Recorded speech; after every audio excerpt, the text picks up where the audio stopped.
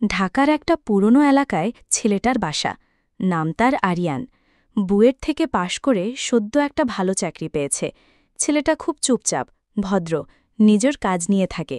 জীবনে তেমন কারোর সঙ্গে প্রেমের সম্পর্ক হয়নি, কিন্তু তার জীবনে যে একটা ঝড় এসে ধাক্কা খাবে তা সে কল্পনাও করেনি।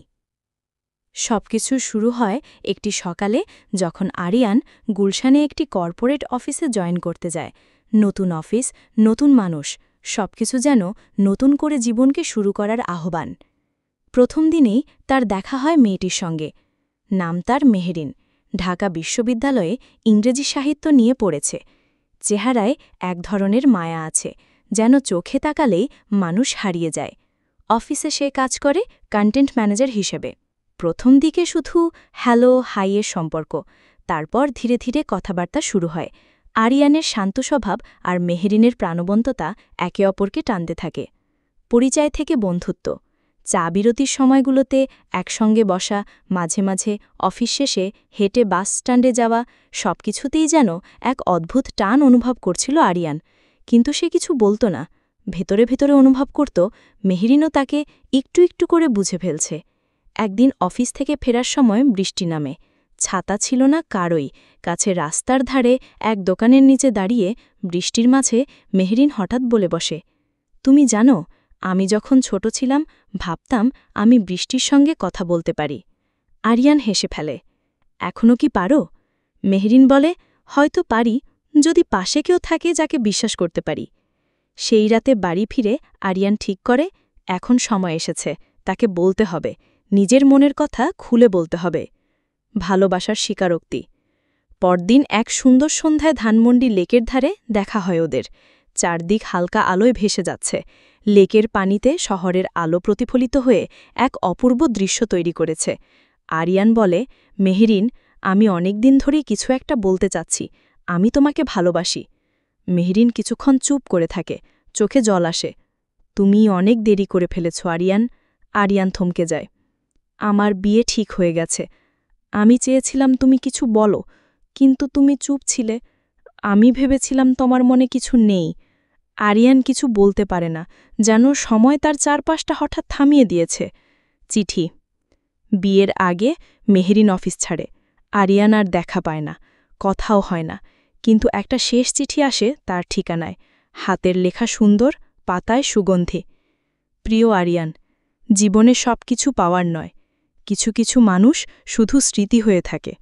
তুমি আমার জীবনের এমন একটা অধ্যায় যা আমি বারবার পড়ে যেতে চাই, কিন্তু শেষ করতে পারি না।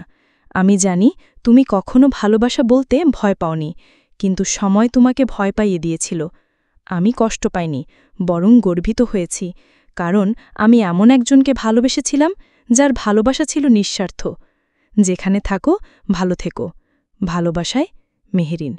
চিঠি পড়ে আরিয়ান বুঝেছিল সবকিছু শেষ হয় না, কিছু কিছু সম্পর্ক একরকম অদৃশ্য বন্ধনে বাধা থাকে চিরকাল। শেষ দৃশ্য। বছর দুয়েক পরে এক সন্ধ্যায় বইমেলায় আরিয়ান হঠাৎ একটা বইয়ের স্টলে চোখ আটকে যায়। বইয়ের নাম শেষ চিঠি, লেখক মেহেরিন ইসলাম। বইয়ের শেষ পাতায় উৎসর্গ করা, আরিয়ান, তুমি ছিলে আমার চিঠির প্রথম শব্দ। রোদটা তখন হেলে পড়েছে পশ্চিমে। শ্যামপুর গ্রামের শেষ মাথায় একটা পুরনো কড়ই গাছের নিচে বসে আছে অনিমেষ। তার চোখে এক ধরনের উদাস দৃষ্টি। মনে হয় সে যেন কাউকে খুঁজছে বহু বছর ধরে। হাতের পুরনো ডায়েরিটার পাতাগুলো উল্টাতে উল্টাতে সে হঠাৎ থেমে যায় একটি পাতায়। পাতাটায় লেখা, তুমি যদি চলে যাও আমি আবার কবে ফিরে পাব সেই বিকেলের আলো? এটা লিখেছিল তৃষা, আজ থেকে ঠিক ৬ বছর আগে। তৃষা, সেই মেয়েটা যার হাসিতে ছিল বসন্তের দোলা, যার চোখে ছিল সাহস আর স্বপ্নের মিলন। শহরের এক কলেজে দেখা হয়েছিল তাদের। অনিমেষ ছিল সাহিত্য বিভাগের ছাত্র, আর তৃষা মনোবিজ্ঞানে। প্রথম দেখা হয়েছিল লাইব্রেরিতে। বইয়ের খোঁজে তৃষা ভুল করে অনিমেষের খোলা নোট খাতা নিয়ে বসে পড়ে। সেই ভুল থেকেই শুরু তাদের কথা, তারপর বন্ধুত্ব, আর শেষমেশ প্রেম। তাদের প্রেম ছিল নিঃশব্দ, যেমন রাতে তারারা কথা বলেন নীরবে, যেমন পূর্ণিমায় নদী হাসে চুপি চুপি। তৃষা পছন্দ করত কবিতা, আর অনিমেষ তাকে নিয়মিত লিখে দিত কবিতা, নিজের হাতে, নিজের হৃদয় দিয়ে। শহরের ব্যস্ততা, কলেজের ক্লাস, এক্সাম সবকিছুর ভিড়ে তারা দুজনে হারিয়ে ফেলত একে অপরের মাঝে। তৃষার কথা ছিল, ভবিষ্যতের কথা ভাবলে ভয় লাগে, কিন্তু তোমার হাত ধরলে সব ভয় উবে যায়। কিন্তু জীবন তো সবসময় কবিতার মতো চলে না। তৃষার পরিবার চাইতো সে দেশের বাইরে গিয়ে পড়ুক। ওর বাবা মা ছিলেন কড়া প্রকৃতির মানুষ, আর অনিমেষ ছিল এক সাধারণ মধ্যবিত্ত ঘরের ছেলে। ভালোবাসা দিয়ে সংসার হয় না, এটাই ছিল ওদের ধারণা। তৃষা চেয়েছিল থাকতে, অনিমেষ বলেছিল, তুমি যদি সত্যিই আমাকে ভালোবাসো তবে যাও, আমি তোমার পথের বাধা হতে চাই না। তৃষা গিয়েছিল আমেরিকায়। যাওয়ার আগের দিন সন্ধ্যায় সেই কড়ই গাছের নিচে শেষবারের মতো দেখা হয়েছিল ওদের। দুজনে বসেছিল চুপচাপ। তৃষা বলেছিল, তুমি কি আমাকে ভুলে যাবে? অনিমেষ বলেছিল, ভুলে গেলে কি এত সহজ? তৃষা চলে গিয়েছিল। প্রথম দিকে চিঠি আসত, ইমেল কল, কিন্তু ধীরে ধীরে সময়ের ব্যবধান বেড়ে গেল, দূরত্ব চেপে ধরল মনের প্রান্তে। একদিন তৃষার আর কোনো চিঠি আসেনি। অনিমেষ কষ্ট পেয়েছিল, কিন্তু ভেঙে পড়েনি। সে নিজের জীবনে ফিরে গিয়েছিল, শিক্ষক হয়েছে, লেখালেখি চালিয়ে গেছে, কিন্তু সে আর কাউকে ভালোবাসেনি।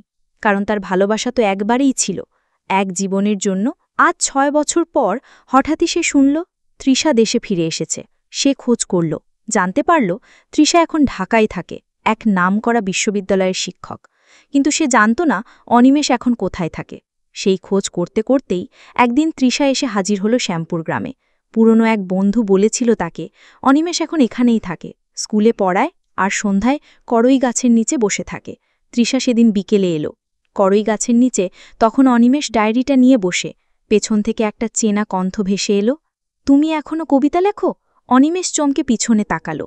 তৃষা অনেকটা বদলে গেছে, কিন্তু চোখে সেই আলোটা একই আছে। অনিমেষ কিছুক্ষণ চুপ করে থাকল, তারপর মুচকি হেসে বলল, তুমি এখনো পড়ো? তৃষার চোখে জল। সে বসে পড়ল অনিমেষের পাশে। তুমি আমাকে খুঁজেছ? তৃষা বলল, আমি তো এখানেই ছিলাম। অনিমেষ শান্তভাবে বলল, তুমি কিছু লেখনি কেন? তুমি চিঠি বন্ধ করেছিলে। আমিও ভেবেছিলাম বোধহয় তুমি ভুলে গেছো।